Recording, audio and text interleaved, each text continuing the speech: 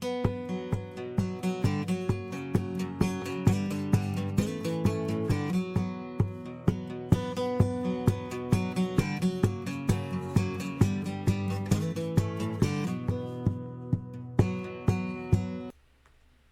welcome to my channel. This is Socialist Links.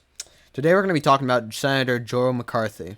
And we're going to talk just a short thing about his policies and the consequences of what it left into the American proletariat and also political activism among communists today. This video is a way where for young activists and for various other communists that are actually getting involved in political activity, as well as the fact trying to learn about the history on why the American left is kind of a bit small. Joe McCarthy is kind of important when we look at this. Not only that, but some of his policies that he essentially implemented are still in place today, in which it limits a lot of communist political organizing entirely. And today, I want to share a lot of this experience in my experience in political organizing and what essentially should happen. Please share this video to people that you know that are trying to get involved in political organizing, what they should look out for, and what they should do, and just to know about the history on how McCarthyism came to be and how it's still in its place today. Without further ado, let's get started. After the Second Imperialist War, a bureaucrat, a part of the American state by the name of Joe McCarthy, started an avid anti-communist message and a massive oppressive policies that would limit freedom of speech, right to bear arms, and form regulated militias, a clear violation to the First and Second Amendment, as well as effective representation, a clear violation to the Sixth Amendment, and a right to assembly, another violation to the amendments of the Constitution of the United States, and many other core American rights in an effort to fight communists in the United States. This is due to the Fourth International having a growing influence into the U.S. during the 30s and 40s, as well as many political activists becoming more famous as time went on.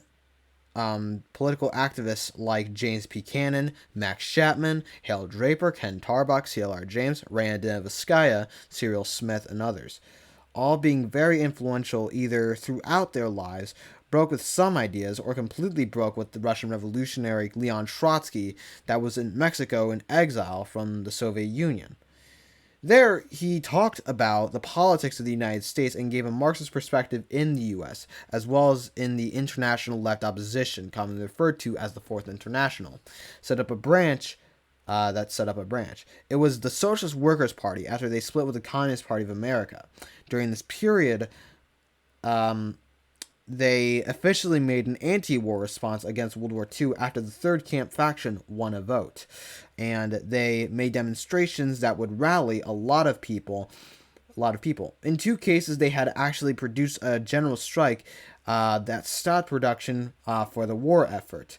Joe McCarthy said that these were, quote-unquote, rabid dogs that, quote, need to be put down or we will get bit, end quote. After the war, where soldiers had lost their homes due to insufficient finances and ended up either homeless or working meaningless jobs, with the SWP making new callings for a civil rights labor movement and called for the abolition of capitalism, and being critical of the USSR and even by official standards anti-USSR communists, many workers, students, and former soldiers started to get involved with the Socialist Workers' Party.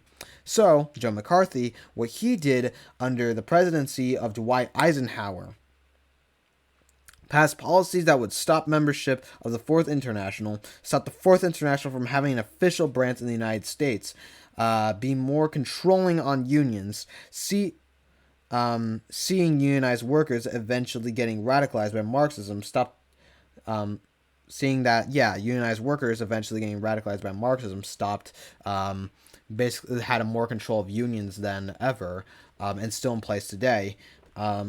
Stop the right of assembly for people that claim to be Marxist, Leninist, Trotskyist, communist, and socialists. It also even gave the authority for the police to search homes without a warrant if it was over, quote unquote, anti-American activity.